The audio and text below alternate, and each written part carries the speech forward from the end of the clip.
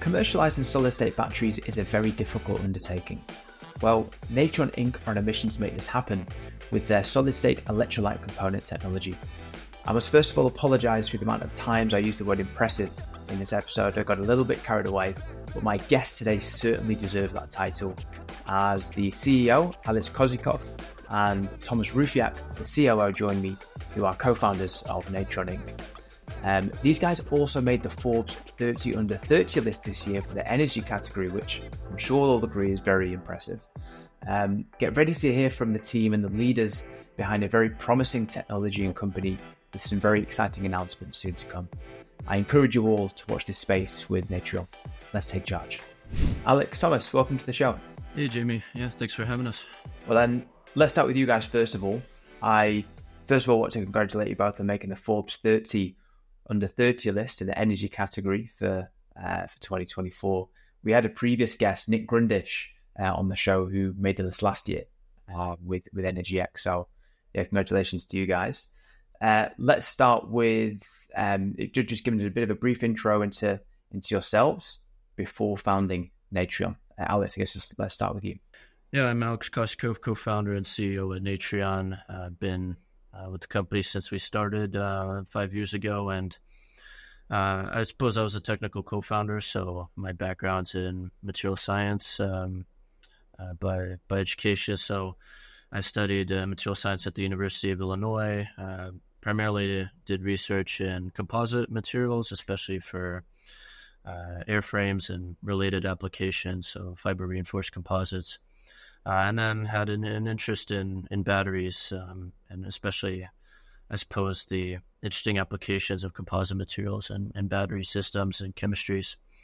Ended up having the opportunity to work at the City College of New York Energy Institute, which, where they develop and work on all sorts of different alternative chemistries, especially focused on sustainability and stationary storage.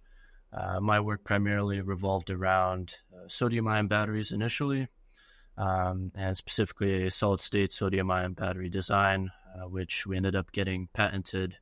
And that's what we started the company with. So Natrion was begun really to commercialize this sodium technology originally.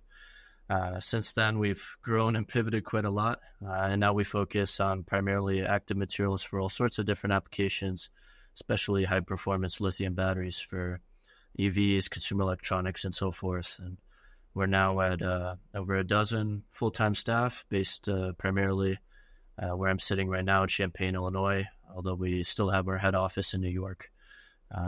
So that's, I suppose, my contribution to all of this. I'll hand it over to Tom. Yeah, so like Alex mentioned, I'm more of the business co-founder and part of the business development and operations team.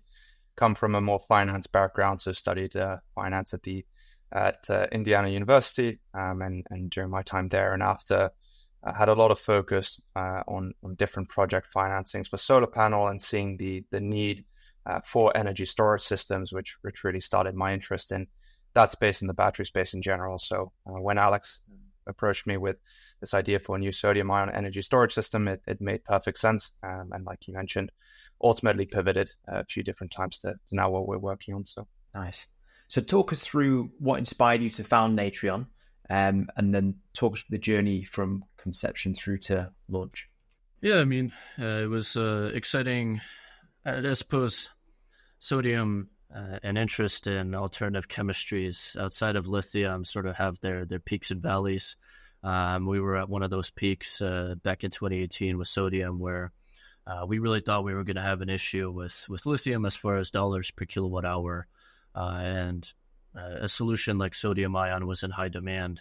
So we were excited about the technology that we had, and I suppose going into it, did not realize we're quite naive in not realizing just the immense difficulty of taking any battery design from conceptual stages through cell to fully integrated battery packs and high volume production for things as large as stationary storage installations.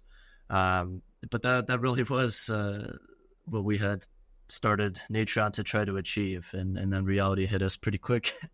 And we sort of, like I mentioned, had to pivot and really find ways in which the technology we had could provide a differentiated value that would be actually feasible to build out and scale, but then people would care about and would matter to customers.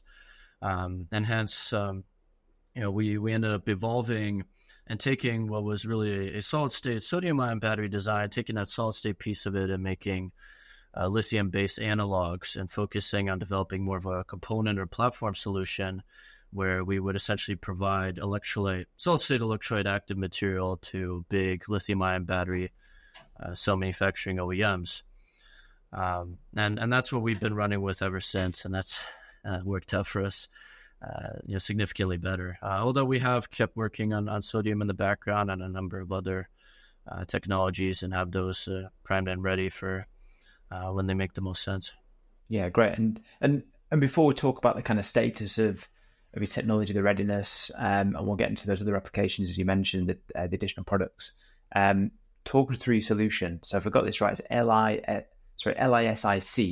lithium solid ionic composite. So yeah, talk us through the product itself and where you're at with things. Our main product or offering today is this material we call LYSC, LYSC. So what LYSC is a solid-state electrolyte separator.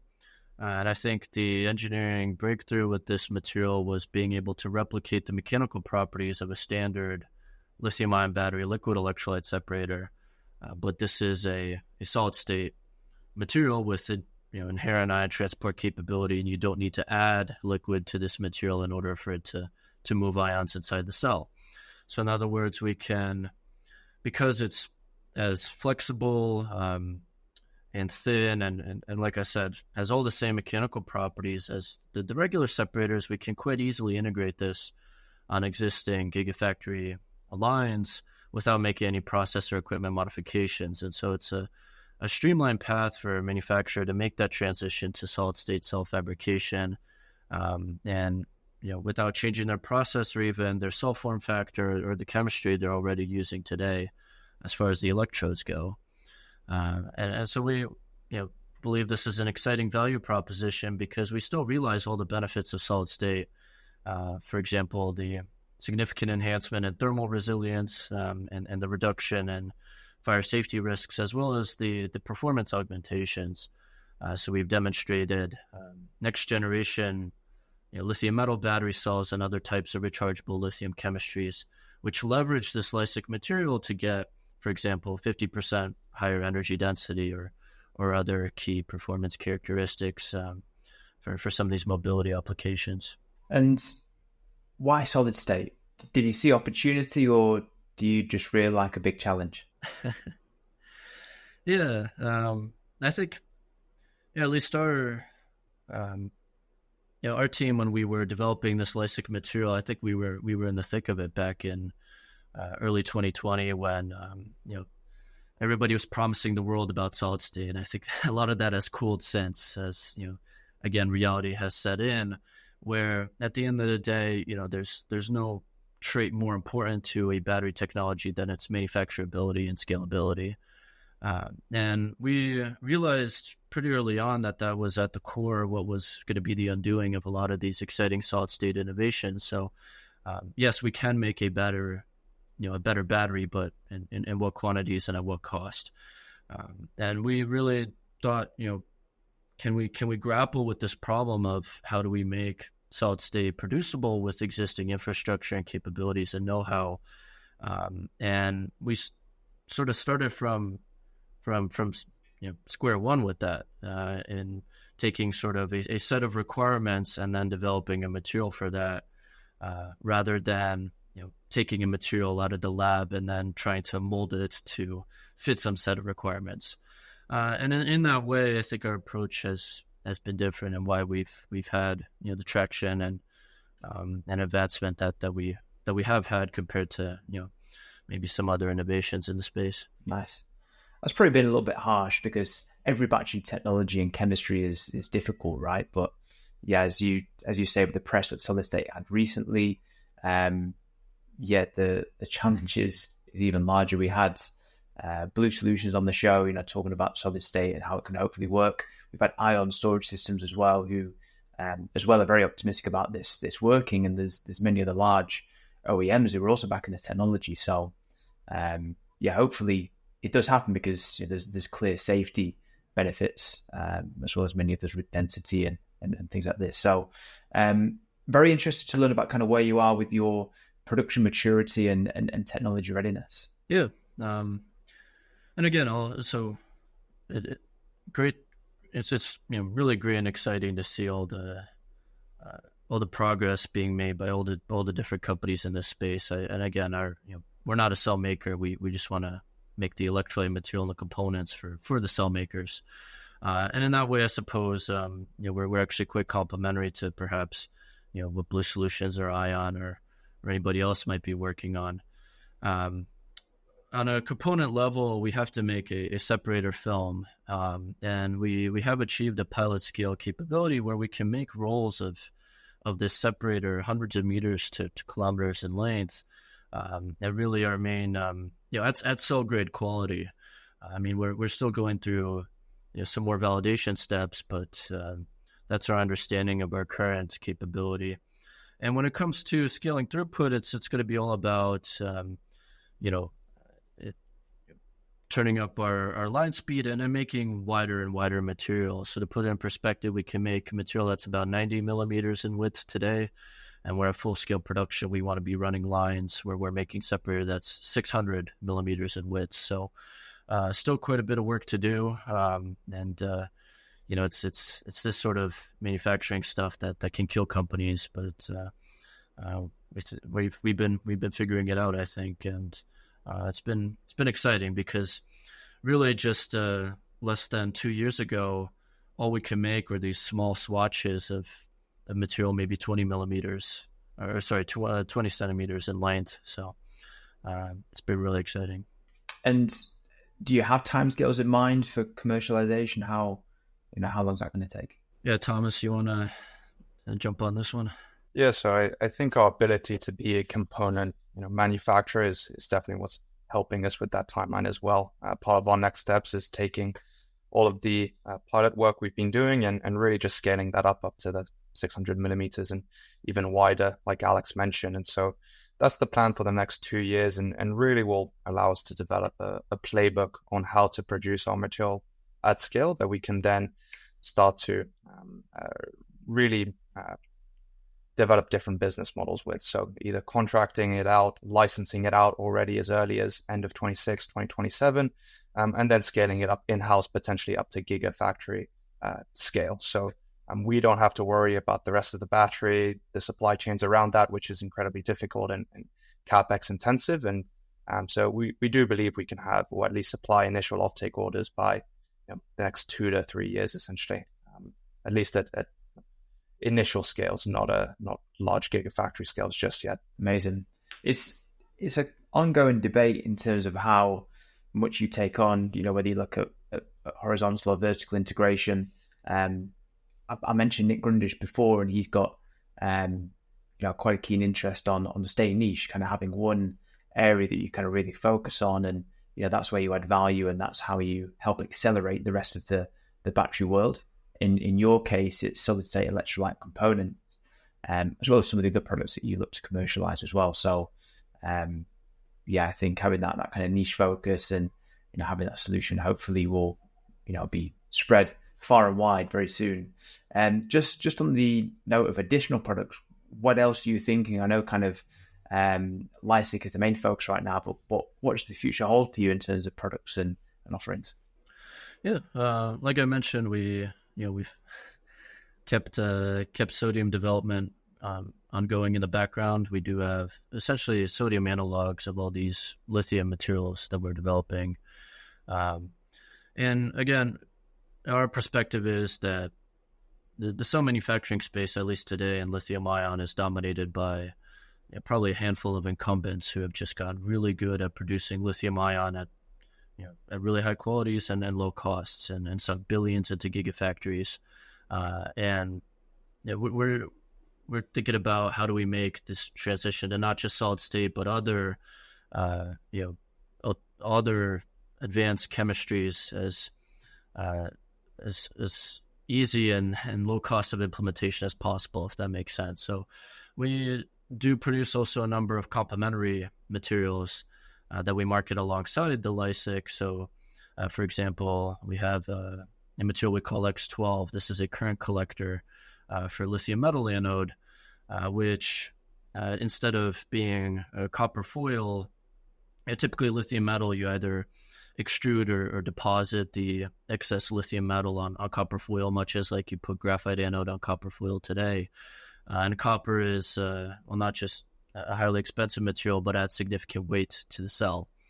So we make X12, which is a carbon-based alternative that not just has lightweighting augmentations that it provides inside the cell and lower cost of production, but also has a sort of engineered surface morphology, which means that we sort of impart this texture on the lithium metal anode that gives it performance boosts, especially with regards to charging speed and discharge speed and the like. So those are the other materials that we have in the pipeline and which we've been evaluating with our OEM partners to demonstrate their merit and hopefully get them onto production line floors. I know you've got some exciting announcements coming up in terms of funding and growth, which we can't go into today, but it's exciting. Let's instead talk about some of your OEM engagements. I believe LG is one of them. Is that right? Yes, we were one of the 10 finalists of the LG Battery Challenge in 2022, and I've since had the opportunity to continue working with LG and their technical teams on trying to bring this to market with them. That's impressive. I'll just add that obviously, a great partner for sure, and the LG, they're just their position, the value chain, but also all the innovation they're trying to push and drive in batteries with new technologies. Yeah, of course, these partnerships are crucial, and we've been working together for a while now, I guess just over 6 months, and it's been impressive to hear about kind of what you've achieved in such a short space of time. Really, I saw as well last month you were the gold winners at the Edison Awards for the Resilient and Sustainable Solutions category. So, how did you win that? Talk us through it. Yeah, to be quite honest, we're not sure how that happened. No, it was an amazing experience. If you look at some of the other categories, I mean, the winners will be Dow Chemical or DuPont, and then there's a little Natrion and in the energy resilience, and we had some fantastic nominators, and of course appreciates the steering committee of the Edison Awards for seeing the value in our solution, and we were in particular awarded for LYSC. And the progress and traction we've gotten in bringing LYSC to the market so far. So that was a great bit of recognition and timely with an announcement we made about some of our other scale-up and performance milestones. As I was saying before, it's impressive. I mean, you guys are so young and also so impressive. What you've been able to achieve so soon. A slightly different question, but have you guys ever experienced age discrimination, or has your kind of age played any kind of role in any situations to date? Yeah, I think it's gone both ways, right? Especially when we were younger, there's a lot of people that are willing to help, and we've been able to, since the start, get some really great mentors and advisors on board through different accelerator programs that we've had access to. And that's really helped us, more than just age, right, as first-time founders to avoid making some of the mistakes that others have in the past. And at the same time, when fundraising, it can be a difficult hurdle to surpass as well. So there is that aspect too, but that's why we've put such a great emphasis and importance on hiring really strategic individuals as part of the team with the right experience, and that has helped not just convince investors and OEM partners, but really take us to where we are today as well in our scale-up efforts. So nice. Well, Expand on that, because that was a question I was going to ask. I mean, apart from working with, the best talent providers in the industry, how have you been able to attract such high caliber people with such great experience, and which is a challenge across all startup companies, right? But talk us through how that journey has been for you. I can speak to it, and Tom can jump in, but well, we think about obviously when somebody's approaching the idea of working at a startup, there's got to be a lot of fear. I mean, there's an uncertainty. It's, after all, a startup. And when we're talking about a lot of the people we're trying to hire now are people with tremendous industry experience from automotive or from battery or in the manufacturing spaces, and who tend to, of course, come from corporate or large company environments. And so rather than focusing on sort of combating the fears or uncertainties with startup, we think about, well, what can we at least offer as a startup that maybe the bigger companies cannot, and use that to attract talent. And we do find that people come, they want ownership, and they want responsibility, and those are not just qualities we're looking for in people, but obviously very conducive for somebody to want to work at a startup, because that is what we can offer. Is we do have a smaller team. Yes, there's a lot more to do, but that also means that there's more ownership, and everybody plays a larger role at the end of the day, and contributes more significantly to every milestone and achievement. And I think that's why Thomas and I got into this at the end of the day. Is just that's a highly rewarding experience, and that's what we can offer. And we do find a lot of folks who don't want to be a cog in the machine anymore, so to speak, and also who I think our hope is that we really provide a vision, right? Not just for our customers and our investors, but also the people working on our team. And the way we've been able to onboard some of the great talent we have today is, we start small, right? So maybe we can't afford to bring somebody on full time right out of the gates or compete with some of the other offers they have. But what can we do? Can we get maybe a few hours of their time every month in a consulting or advisory capacity, and then maybe build that relationship? And as the company grows, so does hopefully their interest, and then maybe get to a point a few years down the road where they've been checking in on a weekly or monthly basis and doing some things with us, and now it makes sense for them to maybe assume a position in a more significant capacity, and that's worked out quite well for us. And I really like to think that we have a real team of rock stars today, and have been able to keep building on that. Yeah, the way that you've been able to attract the people that you have so far is, again, impressive. I've used the word quite a lot in today's episode, but we get asked the question a lot. We work with a lot of startup companies, and the question is, how does the runway look? How viable is the technology? How easy is it going to be to commercialize? How solid is the vision and the roadmap? And you guys have found a nice blend of all those things where you can sell that vision, that future. You have great partnerships already. We've touched on, we can't share too much, but you've got some really good partnerships in place. The technology is super impressive. The road to commercialization is pretty short, really, considering the industry averages. So yeah, I mean, it's obviously great to see, and exciting times ahead. I'm looking forward to a part 2, because I'm sure that we can be able to talk about a lot more in part 2. And this is an introduction into Natrion and you guys, and basically watch the space. Some closing questions, one of them from a former guest, which obviously I've not given you the heads up on. That one comes next. But first of all, how do you, and again, I'd like an answer from both of you, how do you think the battery world will look in 10 years' time? Yeah, it's the $1 million question, isn't it? And you do see a lot of it sort of unfolding right now, as a lot of the legacy OEMs legacy automakers are trying to zero in and commit to a battery strategy. And I'll start by saying that, for one, we definitely don't have enough lithium in the Earth's crust to support everything we want to do with lithium batteries.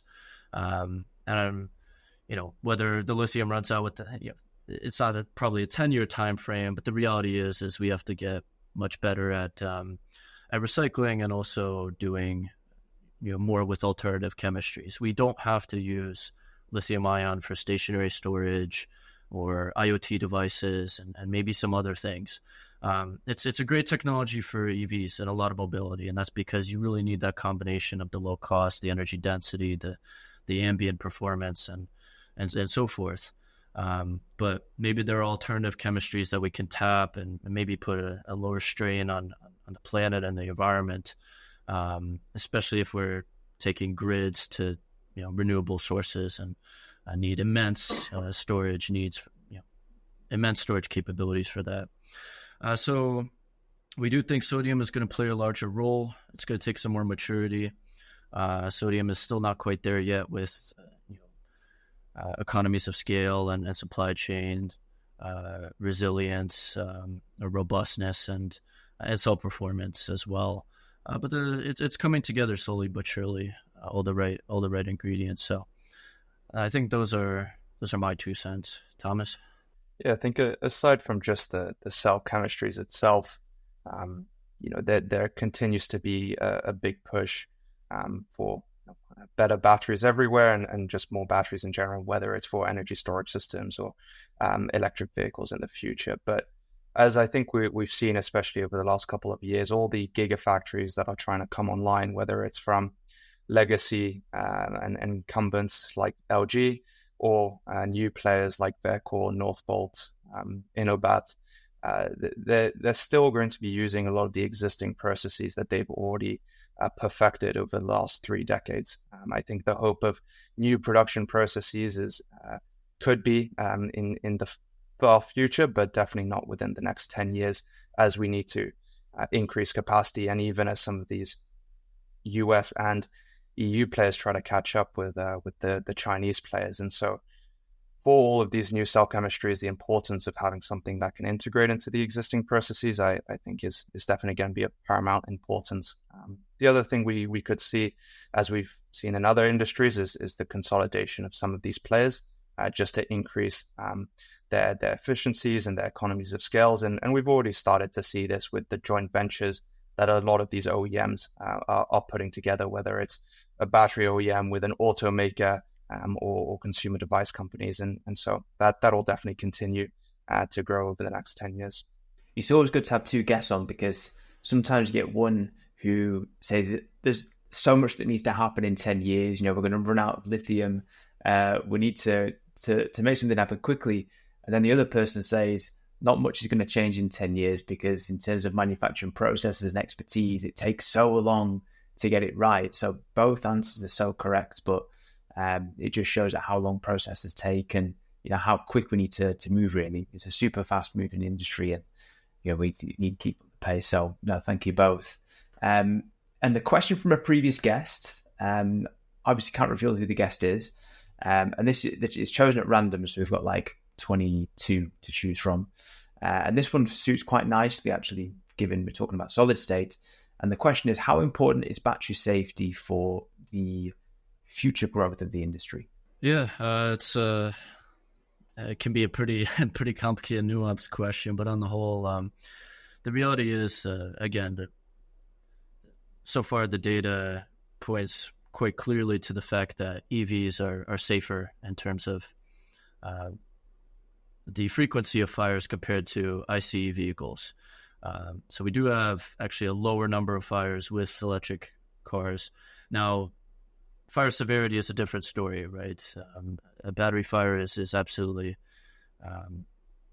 a terrifying thing. And I think some of the other things that we're learning about now is you see it with especially some of the e-bike fires that are happening in major cities. It was a huge problem in New York City as of recently, and now it's starting to also be a major issue in San Francisco, for example, where it's where do you sort of pin the responsibility?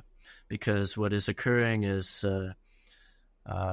people are perhaps not using the correct chargers or charging practices with a battery that on the whole might not be a bad battery, but if charged incorrectly, of course, can present dangers.